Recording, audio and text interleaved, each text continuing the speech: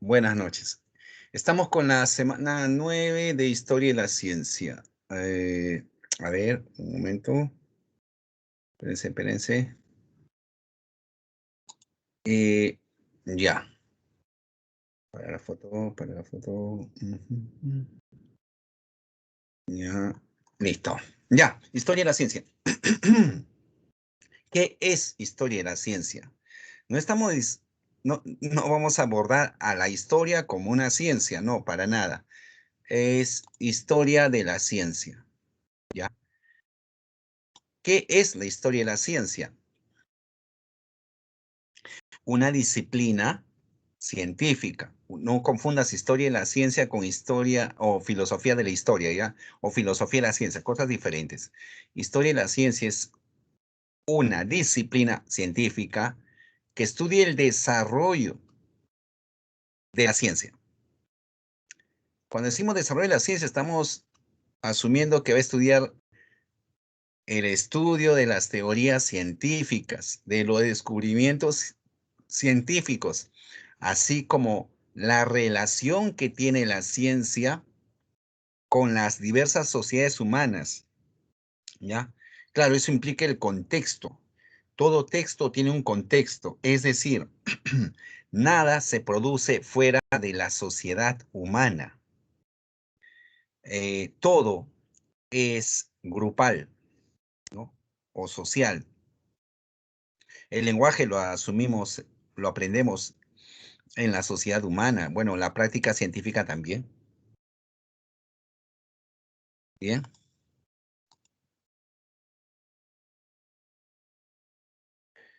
Teoría sobre el desarrollo científico. O sea, si la historia de la ciencia estudia el desarrollo de las teorías, descubrimientos, etcétera, etcétera, ¿cómo se desarrollan estas teorías científicas? Se dan de dos formas. Tenemos la teoría acumulacionista, ¿ya? Y tenemos la teoría de los paradigmas, acumulacionismo y paradigmático. La acumulacionista aduce que la ciencia progresa, aunque el término progresa no se usa el término desarrollo, se desarrolla por acumulación de conocimientos. Este es el enfoque positivista o del neopositivismo. Me explico mejor. Teoría 1. La teoría 1 va a servir de base para elaborar la teoría 2. La teoría 2 sirve de base para elaborar la teoría 3. Y la teoría 3 sirve de base para elaborar la teoría 4. ¿Ya? O sea, hay un nexo, hay un cordón umbilical, podríamos decir, que conecta una con otra. ¿Ya? Este es el enfoque del positivismo. Acuérdate de la filosofía positivista de Augusto Comte, ¿no? Posteriormente desarrollada por el Círculo de Viena, ¿ya? Eh, en la cual vamos a tener, por ejemplo, a Bertrand Russell, ¿no? Wittgenstein también, aunque formalmente no era, pero por su pensamiento era parte del Círculo de Viena. Ya todos ellos consideran que la ciencia se da por acumulación. Así se desarrolla la ciencia. En cambio, la teoría de los paradigmas, que es el enfoque de Thomas Kuhn en su libro La Revolución Científica, asevera que no es así. Todo se da por cambios violentos, no en el sentido, a ver, no se puede malinterpretar, ya cambios bruscos, pongámoslo así, cambios bruscos. Esos cambios se llaman revoluciones científicas. ¿Ya? Muy bien. Es decir, una teoría no tiene nada que ver con otra teoría, no hay ningún nexo, son diferentes. Thomas Kuhn utiliza el término inconmensurabilidad. Es decir, una teoría nada tiene que ver con la otra. Ejemplo. Bueno, él pone de ejemplo en su libro, Las revoluciones científicas se llama su libro, ¿ya? Eh, el ejemplo de la teoría geocéntrica con la teoría heliocéntrica. La geocéntrica de Claudio Ptolomeo con la teoría heliocéntrica de Copérnico, ¿ya? Ambas teorías no tienen nada que ver. Ya, bien, o sea, nada tiene que ver una con otra. Ahora, expliquemos,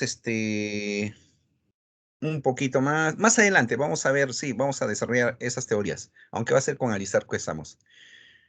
Bien. Ah, y un ejemplo del enfoque positivista, profe. Bueno, ahí tenemos, por ejemplo, la teoría de la relatividad. O en todo caso, empecemos por Newton, la teoría clásica, ¿ya? Sirve de base para la teoría de la relatividad. Claro, una relatividad específica, luego una relatividad general, ¿no? Sí, hay un nexo, hay un nexo. A ver, continuemos, continuemos.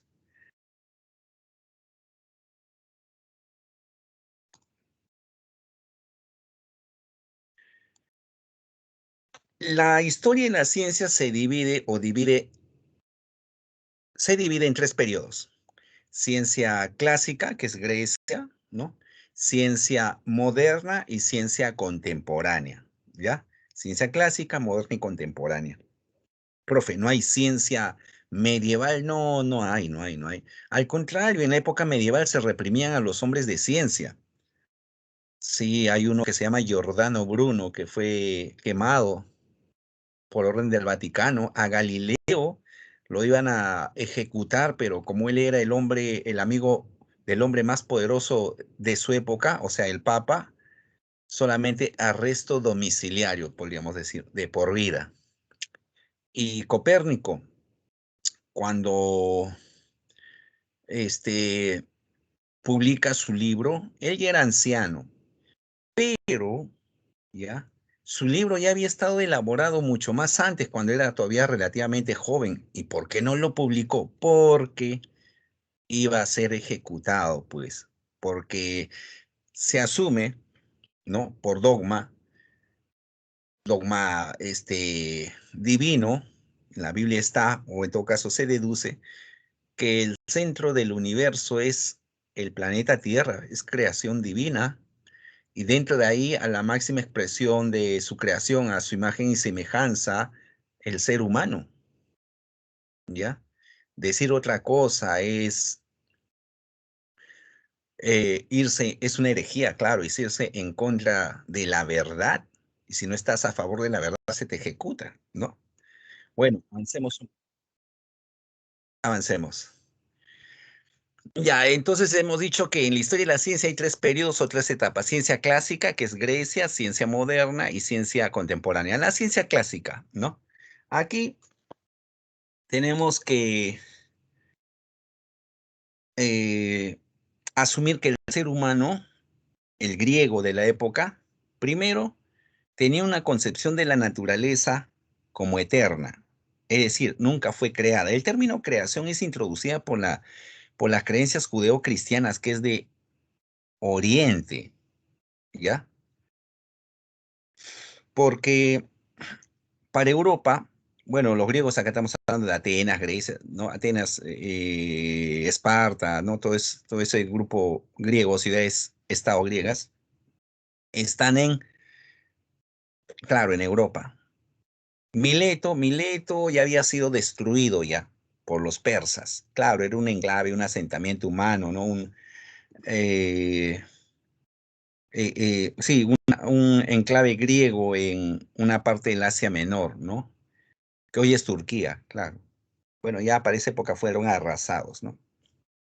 Bien, entonces el griego considera que el mundo, ya la naturaleza, la física, el mundo material, es eterno. Ellos no entienden el término creación. No, no es que no entiendan, sino que no es propio de su forma de pensar. Bien, ya bueno, ¿cuál es la característica de la ciencia clásica griega? Son tres características: cosmológica, logocéntrica y fisicalista, ¿no? Cuando hablamos de la historia de la civilización universal, estamos hablando de Europa y Oriente, Asia, Asia Menor, Asia. Y claro, alguien podría decir, pero profe, Estados Unidos, yo he escuchado que han dicho es parte de la cultura occidental y el Perú también. Ya, a ver, te explico un poquito. No. Nosotros no somos Occidente. Tenemos el pensamiento occidental, pero Occidente es básicamente, no básicamente, es Europa, ¿ya?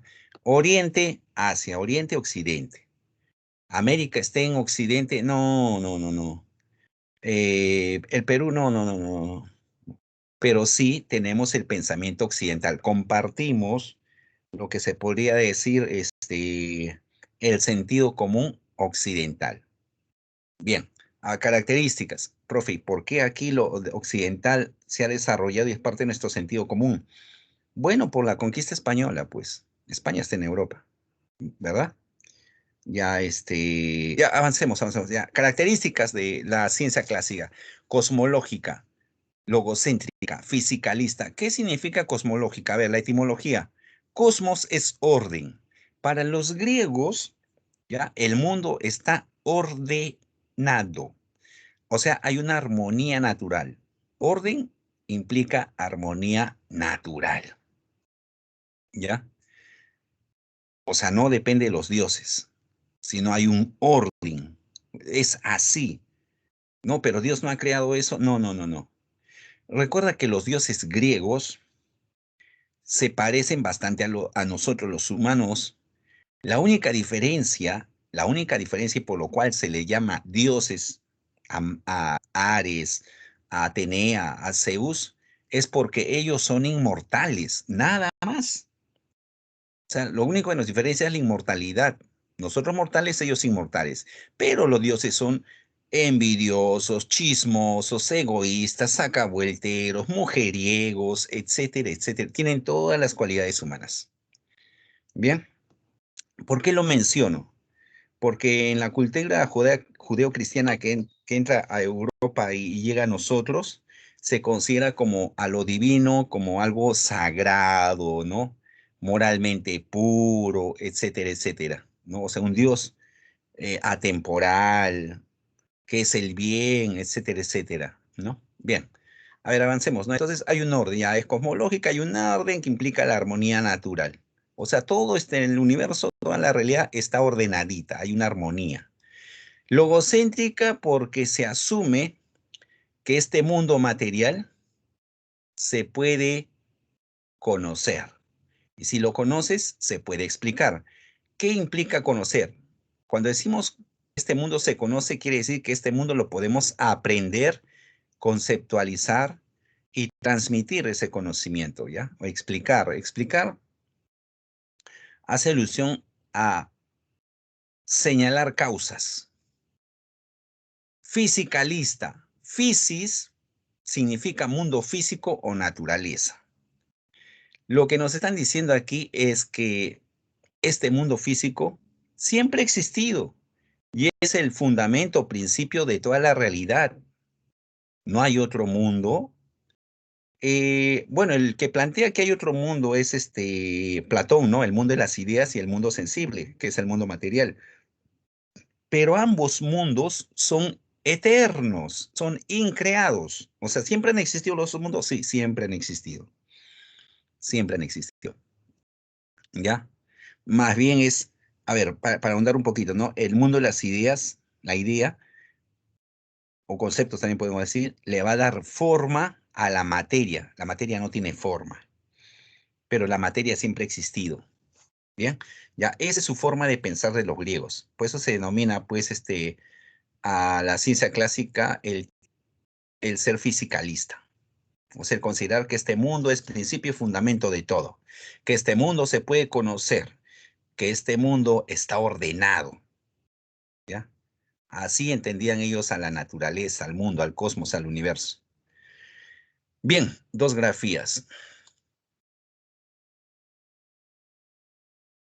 El centro del universo, bueno, en una imagen vemos al Sol como centro y en otra al planeta Tierra. Estarás pensando Copérnico y Ptolomeo. No, no, no, no, no, no, no, no. Podría decirse en términos estrictos que Copérnico redescubrió esta teoría, pero no hay nada que indique que fue así. No hay nada que nos diga pues que fue a la biblioteca y de pronto encontró encontró un libro y va a repetir, lo que ha hecho nuestro,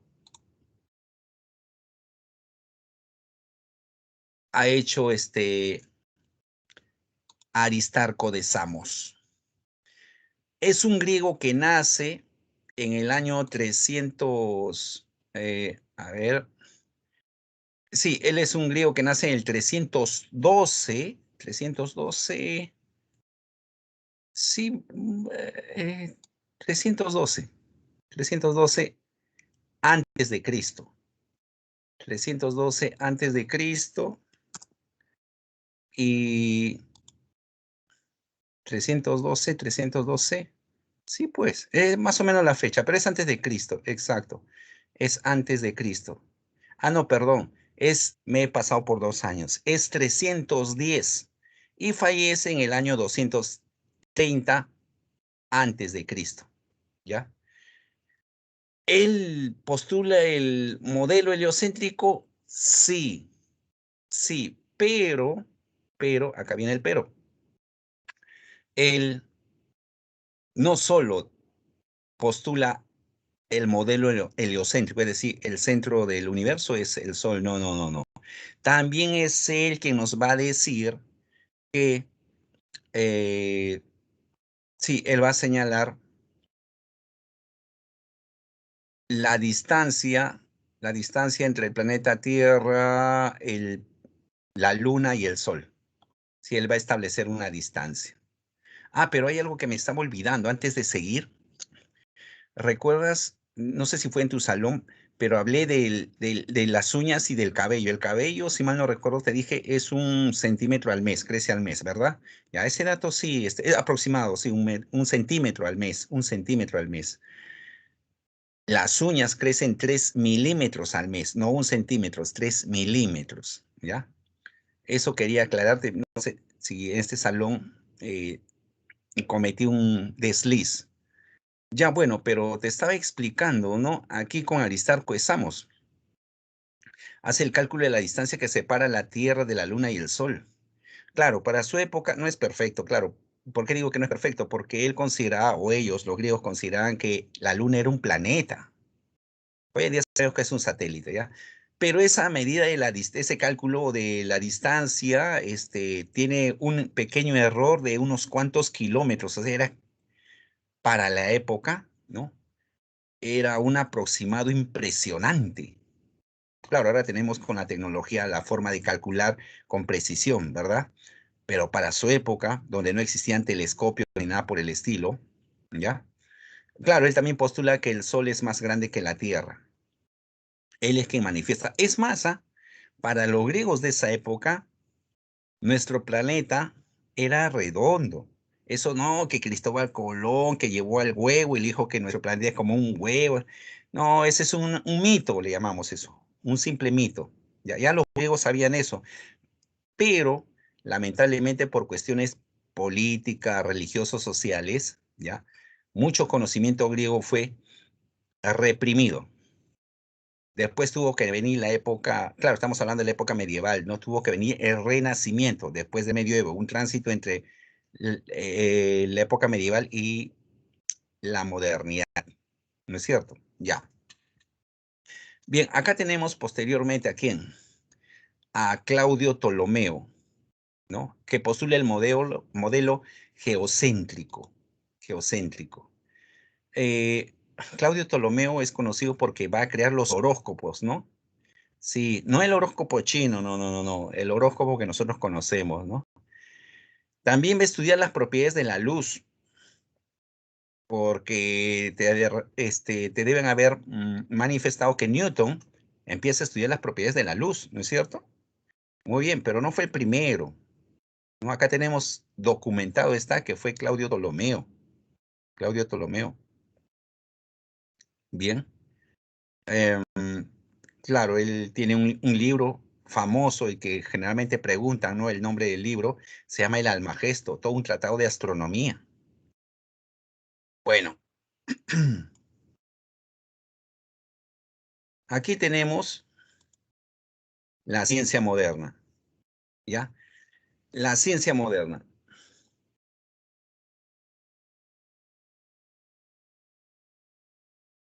Siglo XVI, siglo XVII.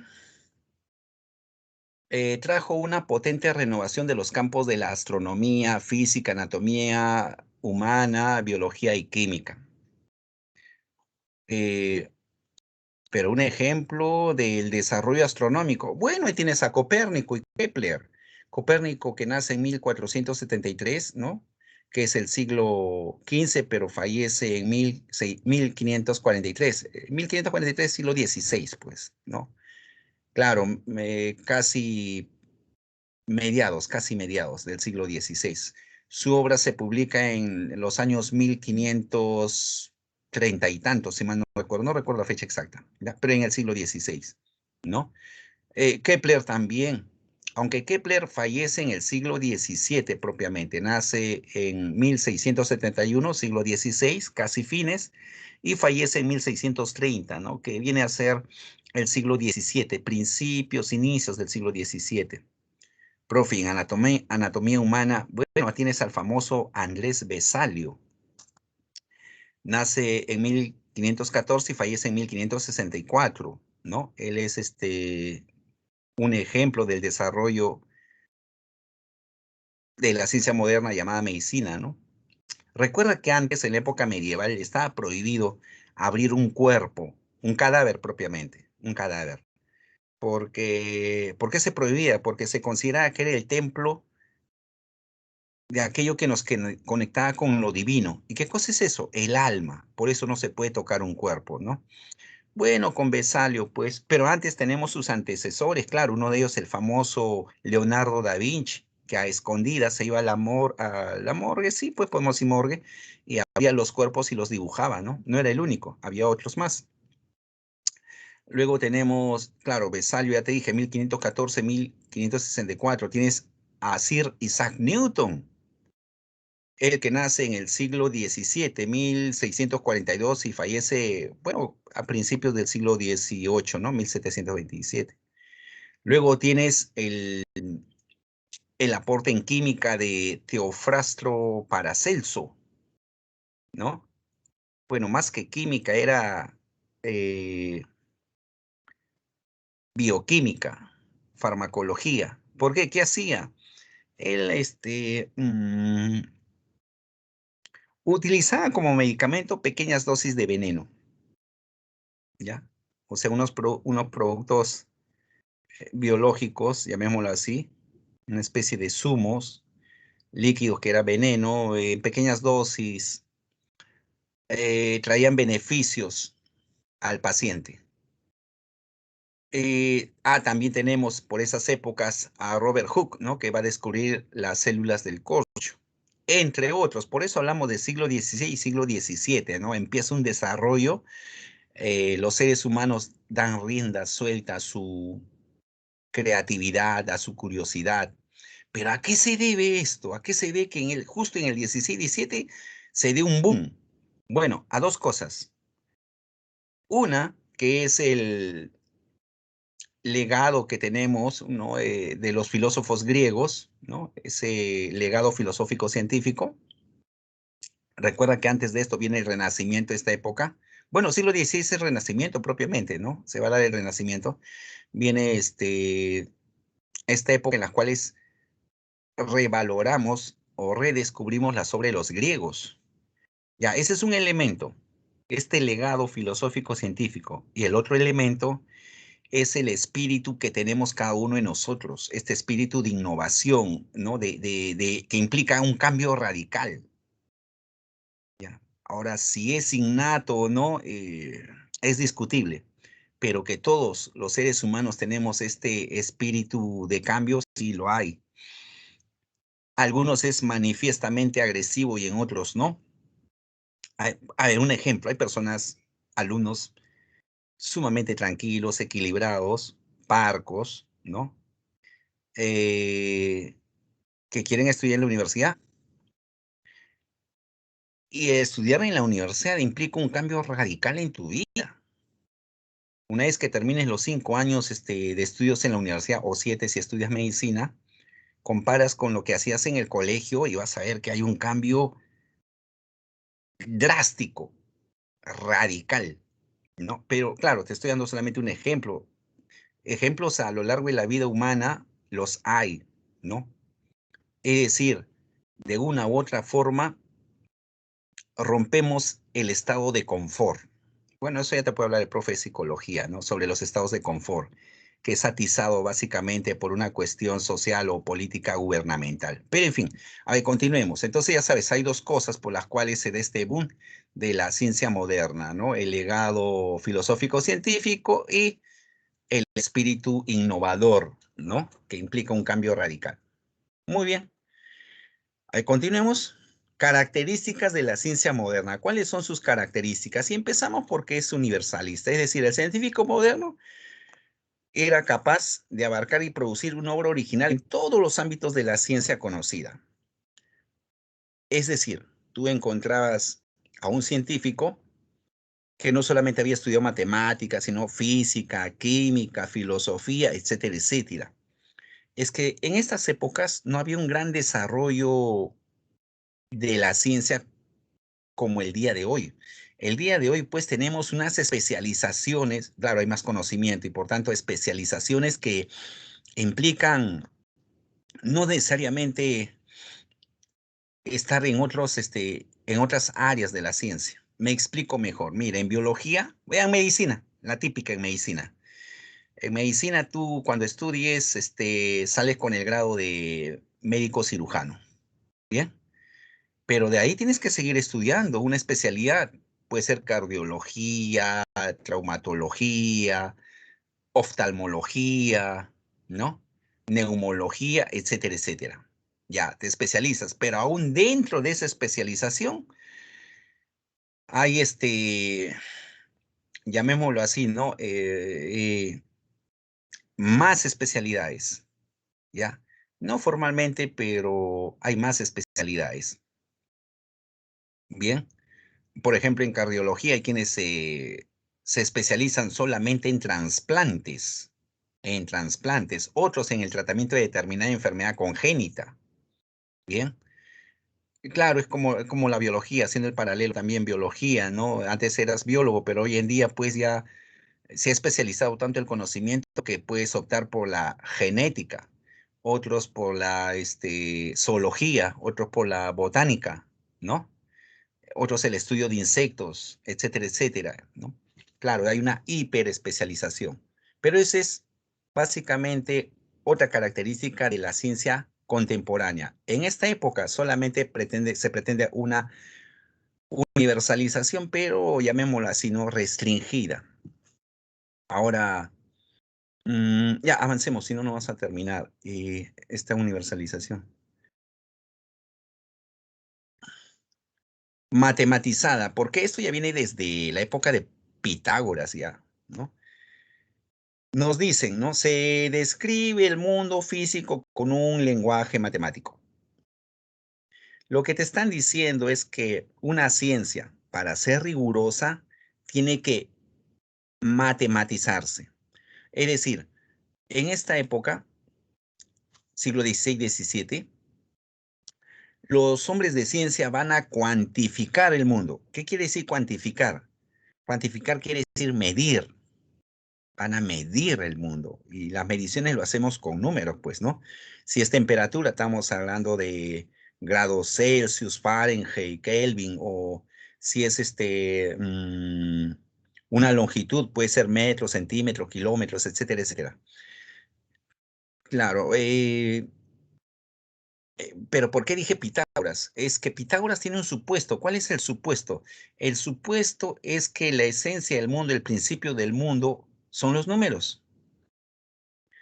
Galileo decía que el mundo, la naturaleza está escrita en lenguaje matemático, ¿ya? En lenguaje matemático.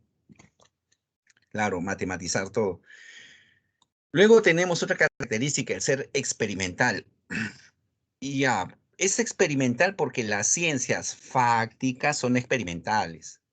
Es decir, están basadas en la observación o verificación y la experimentación o manipulación del objeto de estudio, ¿ya?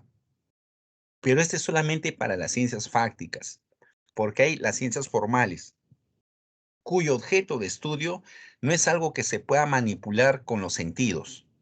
Estamos hablando de las ciencias formales como la matemática y la lógica. ¿Bien? Sí, la próxima sesión hacemos una distinción más fina sobre eso. Luego tenemos el técnica. Aparece el término técnico aquí, ¿ya? Claro, alguien podría decir, para no confundirse, sería mejor que le hubiese puesto el nombre de aplicada, ¿no? Aplicada, una característica de la ciencia moderna es que es aplicada. Ahí, o práctica, claro. ¿Por qué no técnica? Mira, la técnica es un conjunto de procedimientos para crear objetos que te permitan una mejor forma de vida, ¿ya? O sea, un conjunto de métodos para elaborar productos. Sí, estamos hablando cuando no hay ciencia todavía, por ejemplo, el neandertal o el cromañón, ¿no? Que utilizaban lanzas con puntas de piedra talladas, ya. Esas piedras talladas son producto de una técnica, ya. Sí, pero en fin, y vamos a ver después en qué se parece la técnica con la tecnología y en qué se diferencia. Ya, pero en este caso, una característica técnica es que se aplican los conocimientos descubiertos para el beneficio del género humano, o sea, los conocimientos producto de la ciencia, de la ciencia moderna, se van a aplicar. A eso le llaman técnica. Bien. Tenemos ahora descubrimientos, descubrimientos emblemáticos, ¿no? Ahí tienes a Copérnico, tienes a Galileo, tienes a Newton.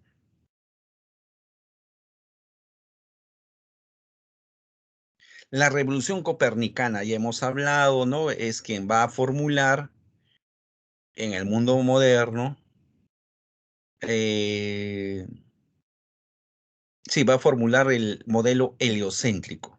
Él es astrónomo, matemático. También leía las cartas, ¿no? Igual que René Descartes. Sí, eso solían hacer antes. Los hombres que se dedicaban al mundo de la ciencia, recuerda, nuevamente insisto, los conocimientos de la antigüedad no eran abrumadores, no eran hiper especializados como el día de hoy. Bien. Bueno, luego tenemos la física de Galileo, ¿no? Como descubrimiento emblemático, la física de Galileo, eh, que nos va a explicar la caída de los cuerpos, va a refrendar la teoría heliocéntrica, ¿no? Va a inventar el telescopio. Eso del aumento sí, el aumento de tamaño a través de vidrios, cuando observamos un objeto, eso ya se sabía desde que se inventa el vidrio. El vidrio se va a inventar en la época romana. Lo que sucede es que no había un objeto que permita aumentar el tamaño de los objetos que están en el espacio, claro, el telescopio. En ese sentido, él aplica ese aumento a través de lunas de los objetos, pero para observar planetas. Ya, ese es Galileo, ahí está la grandeza de Galileo. Luego tienes a Sir Isaac Newton. La teoría de la gravitación universal es lo que nos va a postular, pero recuerda que Newton es el padre de la física clásica. Esa física todavía es útil, pero ante ella se va a erigir la física moderna, la famosa teoría de la relatividad. Recuerda que él no solo formula la ley de la gravedad, también de la inercia, de la dinámica, ¿verdad? La ley de acción y reacción, pues. Eh, ya, pero la inercia ya había sido estudiada por Galileo, así como las propiedades de la luz por Claudio Ptolomeo, ¿ya? Que la va a desarrollar mejor Isaac Newton. O sea, tiene antecedentes, hay antecedentes. El átomo en la palma de la mano. Ciencia contemporánea. Ya te di tres ciencias, ¿no? Ah, clásica, moderna y contemporánea. Ya, por cuestión de examen tienes que aprender esa tipificación, esa división de la historia y la ciencia en 3 periodos o etapas. Porque, en tu quehacer académico, ¿no? Cuando estés, estudiando en la universidad, tu primer año, segundo, los profesores solamente hablarán de ciencia moderna y la ciencia que se esté ejecutando. No van a hablar de ciencia contemporánea. No, te manifiesto esto porque te podría traer confusión. No es que los profesores estén hablando mal, sino es otra clasificación. Acá la clasificación es en 3 partes: antiguo clásica, moderna y contemporánea. Hay otra clasificación donde solamente hay 2 periodos o etapas: ciencia antigua y ciencia moderna, punto, nada más, finish, ¿entiendes? Muy bien. La ciencia contemporánea, ¿qué tenemos? Eh, este periodo o etapa en la ciencia está marcada por 2 hitos históricos: la teoría de la relatividad y la teoría de la mecánica cuántica. Nos dice, ¿no? En las últimas décadas ha primado el modelo vinculado con la tercera revolución industrial, en donde han tenido protagonismos la microelectrónica. Está haciendo alusión a que predomina en todos nuestros equipos, ¿ya? Claro, predomina los chips, ¿no? En mi época, hasta muy entrado el siglo XX, mediados y un poco más, los equipos electrónicos tenían transistores, resistencia a transistores, ¿no? Y antes de eso, los equipos tenían tubos, ¿ya? Tubos en vacío. Hoy en día se utilizan chips, ¿ya? Chips. Ahí estamos haciendo alusión a la microelectrónica. La biotecnología, cada vez más utilizamos seres vivos para brindar bienes o productos que permitan satisfacer las necesidades humanas. ¿Cómo que la biotecnología? Claro, ahí tienes, por ejemplo, la manipulación de determinados alimentos, claro, los famosos alimentos transgénicos, por ejemplo, ¿ya? Es un producto biotecnológico, pero esto tiene sus antecedentes de mucho más atrás, ¿no? Tenemos a la cerveza, el pan, el queso, son productos biotecnológicos, sí, pero en la ciencia moderna, cuando hablamos de biotecnología, estamos hablando básicamente de los alimentos transgénicos, ¿no? Por ejemplo, esa papa transgénica, donde compras la semilla, produce la papa y ya, no produce más. Esa papa ya que es el tubérculo ya no puede producir, ya no se puede volver semilla, ya no, ya, ¿no? O el maíz transgénico también. Ya bueno, nuevas fuentes de energía, claro, ahí tenemos, por ejemplo, la construcción de este motor que no usa gasolina, sino agua. El agua, como tú sabes, este compuesto de hidrógeno y oxígeno, una vez que separas ambos, te queda el hidrógeno. El hidrógeno es una fuente de energía. Lo que pasa, estos motores son inestables, ¿no? Ya hay quienes están construyendo, por ejemplo, automóviles eléctricos, ¿no es cierto? Tesla, la industria Tesla de Elon Musk, ¿no? O Elon Musk, también puedes decir. Claro, esa fábrica que está produciendo este nuevo tipo de automóviles que no son a combustión, no son a combustión. Bueno, también las baterías de los celulares y las computadoras, que son básicamente de litio. Dicho sea de paso, en nuestro país han encontrado litio, en Bolivia también, ¿no? Es una nueva fuente de energía. Bueno, y empleo de nuevos materiales, estamos hablando de las tierras raras. Te comento un poco.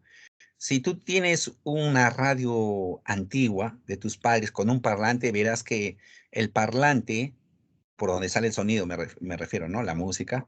El parlante es de metal. El núcleo también es de metal. La bobina, claro, es de metal. Hoy en día no. Hoy en día es de una tierra rara. Tú la coges y no pesa nada o casi nada. Y cuando la aplastas se vuelve tierra, claro, es un tipo de tierra, ¿no? Arcilla, pero en base a una tierra rara, ¿no? Nuevos materiales.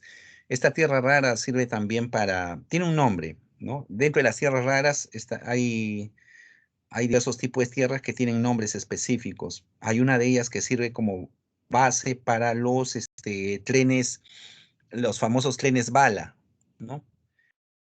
El cual, para que no haya fricción porque reduce la velocidad, no flota, crea un campo magnético en el cual el riel y y llamémoslo así, ya las rueditas, entre comillas, ruedas del tren, no se tocan porque se ha creado un campo magnético y, claro, flota, por decirlo así, ¿no? Va a flotar. Adquiere una gran velocidad. Ya bueno, avancemos, ¿no? A esta microelectrónica y los chips, tenemos pues los chips que más adelante te voy a manifestar, ya esos chips que se han insertado en el cerebro de un cuchi, o sea, un chanchito, ¿no? Y a un mono, el cual pues con una interfaz, este chip y una computadora, pues podemos saber qué piensa, qué hace, ¿no? Qué parte del cerebro se activa cuando camina, cuando se detiene, cuando siente miedo, un ser vivo, ¿no? Bueno, pero volvamos, característica de la ciencia contemporánea, ¿no? Es científico-tecnológica, es decir, se constituyen como ámbitos profundamente interrelacionados. Lo que nos está diciendo es que la ciencia y la tecnología están relacionados, muy relacionados, ¿no? Eh, como tú sabes, la tecnología también se puede definir como aplicación del conocimiento teórico de las ciencias básicas, ¿no? Todas las ingenierías son ciencias aplicadas, todas ellas producen tecnología y en otros casos también se les llama a ellas tecnología. Ciencias tecnológicas, dicen otros. Pero en fin, hay una confusión de conceptos hasta cierto punto. Especializada, diríamos hiperespecializada. En la ciencia contemporánea, pues ya las ciencias se han dividido y se han vuelto a subdividir. Ya te puse como ejemplo, pues, la medicina, ¿no? Eh, claro, la biología, etcétera, etcétera, ¿no? Cada ciencia se va hiperespecializando cada vez más. Ah, sí, en el cerebro, el chip. Por si acaso no es un cuento, eso ya se ha hecho en fase experimental por la empresa Neurolink. Puedes buscar Neurolink, que le pertenece a Elon Musk, ¿no? O Elon Musk, como se escribe, ¿no? Muy interesante esos avances, muy interesante. Ahora, capitalista es una característica, sí, porque nos dice, ¿no? Se vincula con los intereses económicos de las grandes empresas y de los estados hegemónicos. A ver, la investigación científica la financian los grandes capitales. El ejemplo que tenemos es del virus, del COVID. Esas empresas que han producido la vacuna, obviamente han cobrado por ello, ¿ya? Tienes a sus científicos, porque los científicos no están pues cobrando y vendiendo, no, no, no, ellos se dedican a su laboratorio, ¿no? Ya. O sea, una empresa contrata científicos para generar un bien, en este caso la vacuna, y producir dinero. Ahora, esos laboratorios requieren capitales, pues, requieren dinero, requieren inversionistas, ¿bien? Y los inversionistas ahí donde ven una oportunidad de negocios e incrementar sus capitales, invierten, invierten. Entonces invierten en aquellas investigaciones que le producen réditos económicos. La vacuna y el COVID es una, pues, por eso decimos que está condicionada, ¿ya? Una característica de la ciencia contemporánea, la investigación contemporánea, es que esta está condicionada por los grandes capitales. A ver, seguimos. Descubrimientos emblemáticos. Bueno, ahí tienes a Albert Einstein y un átomo.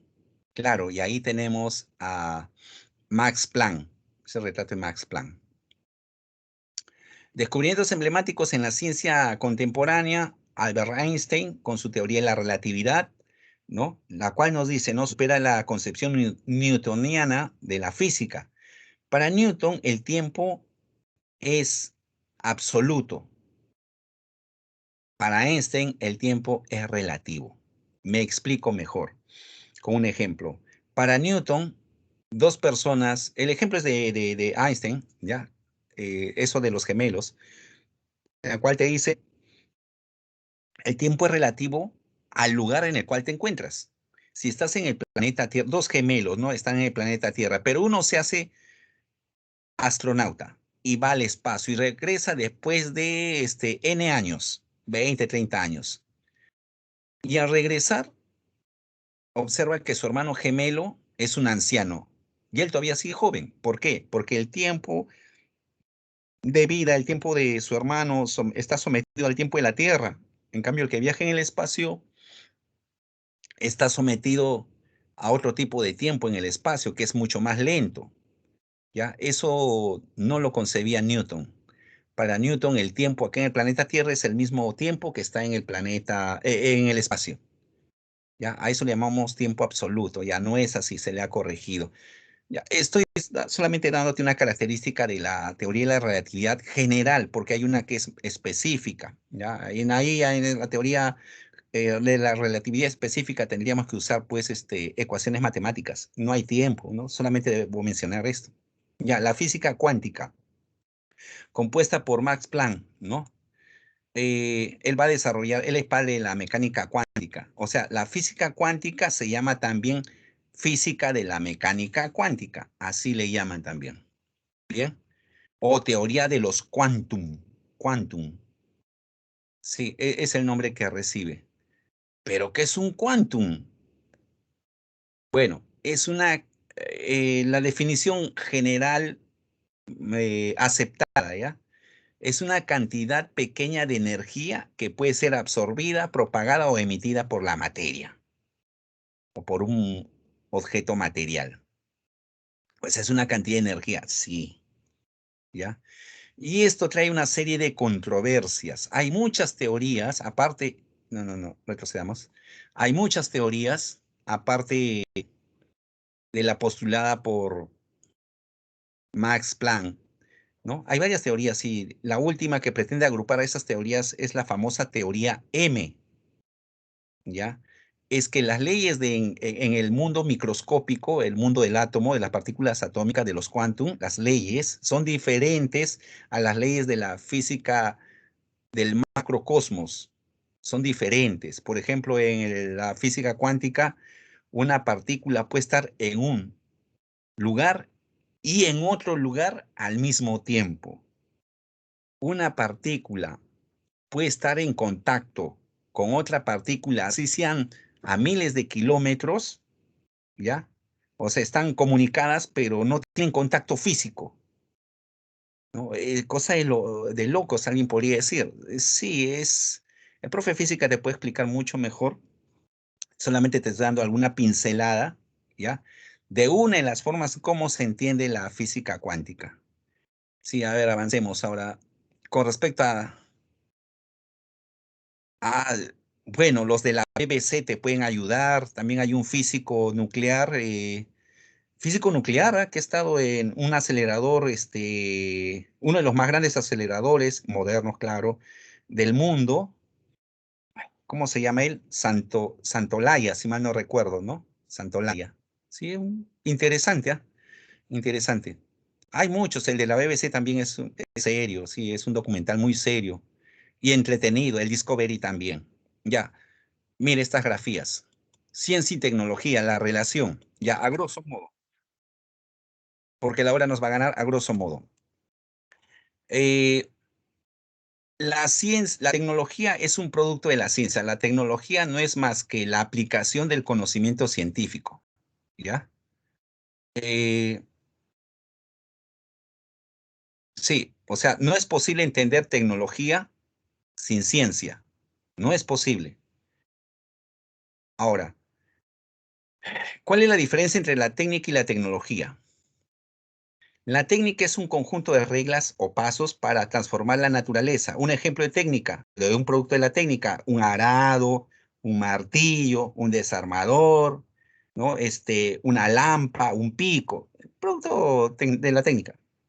Un producto tecnológico es cuando aplicas el conocimiento científico para producir, pues, equipos sofisticados como una computadora, por ejemplo, ¿verdad? Aunque ahora las palas, los picos, los desarmadores, martillos, están en fábricas, pues, que han sido fábricas modernas que han utilizado el conocimiento científico para elaborar estos productos, ¿no? Por ejemplo, los autos los producen los brazos robots. El auto es un producto, claro, es un producto tecnológico, es tecnología, ¿no? Ya todo ha cambiado ya. Profe, la técnica de estudio, ¿no sería mejor llamar tecnología de estudio porque esta tecnología de estudio ya está basada en la neurociencia? Claro, vista desde esa perspectiva, ya no podemos hablar de técnicas de estudio, sino tecnologías de estudio. Por ejemplo, en la tecnología de estudio que nos da la neurociencia es teórica. La aplicación ya viene a ser la tecnología, ¿no? Nos dice que una persona no puede estar más de 15 minutos en una concentración máxima. O sea, el cerebro solamente dura 15 minutos de atención. Y en el resto tienes que saber, sea vía sonido, imagen o lo que sea, distraer el cerebro. ¿Pero por qué? Porque cuando un alumno recibe el conocimiento, se establece una nueva red sináptica, nueva sinapsis. Pero para que esta red sináptica se consolide, el cerebro requiere pasar un cierto periodo. Es algo así como el cemento, ¿no? Cuando vas a techar una casa, le echas el cemento, está húmedo, ¿no es cierto? Tiene que pasar un tiempo que seque ya. Igualito pasa con nuestras redes sinápticas. La sinapsis tiene que pasar unos segundos, tiene que haber algo que le permita consolidarse. Y una vez que se consolida, tú ya aprendiste, ya no te olvidas. Ya, bueno, profe, usted aplicando eso, claro, no escucha los sonidos, la bulla, y muchos me critican por hacer eso. No, pero para eso está la tecnología, ¿no? Para eso se estudia también neurociencia. Ahora, crítica a la tecnología, nos ha deshumanizado, ¿ya? ¿Qué quiere decir eso? Lo que te está diciendo es que la tecnología que nos sirve para mejorar nuestros niveles de vida, eh, nos está deshumanizando. Una característica de nosotros los humanos es el diálogo face to face, como dicen los gringos, ¿no? Face to face, o sea, cara a cara, pues interpretamos tu expresión, la emoción en tu rostro, en tu cuerpo, etcétera, etcétera, ¿no? Y a la tecnología está rompiendo eso. Mira, nuestra clase, por ejemplo, no es presencial. Yo no sé cómo seas tú, y tú apenas has visto una pequeña imagen, ¿no? Ahí pequeñiza, y ¿cómo seré yo? ¿Qué tanto vivo el conocimiento? Etcétera. Otro ejemplo radical es, pues, en una mesa ya la familia no se sienta a dialogar y ver cómo planifica el futuro, cómo ayudarse mutuamente, sino todos están con el WhatsApp, ¿no? Sería un ejemplo sí, un ejemplo de deshumanización por parte de la tecnología. Claro, la creación in vitro o fecundación in vitro también, ¿no? La fecundación in vitro es un producto tecnológico. Claro, en lugar de hacer ejercicios prefieren la tele, ¿no? Y ahí viene consecuencias de orden físico. Con respecto al cuerpo me refiero, ¿no? La obesidad y tantas cosas. Pierdes la figura humana. Ya bueno, claro, la inseminación artificial, la fecundación asistida, para muchos sería una deshumanización. Una deshumanización. ¿Producida por qué? Por la tecnología, ¿no? Evaluación, ahí tienes los ejercicios, ¿bien? Eh, Eso es el sonido de un búho. Bien, señores, eso ha sido todo por el día de hoy. He tenido que ajustar, hay mucha información valiosa, las cuales te pueden servir para amar, desear con uñas y dientes aferrarte a la carrera científica que quieres. No solo una, muchas, o a una super especialización. Lamentablemente el tiempo es corto y hemos terminado. Un fuerte abrazo virtual a todos y a todas y hagan el bien sin mirar a quién. Muy buenas noches, señores.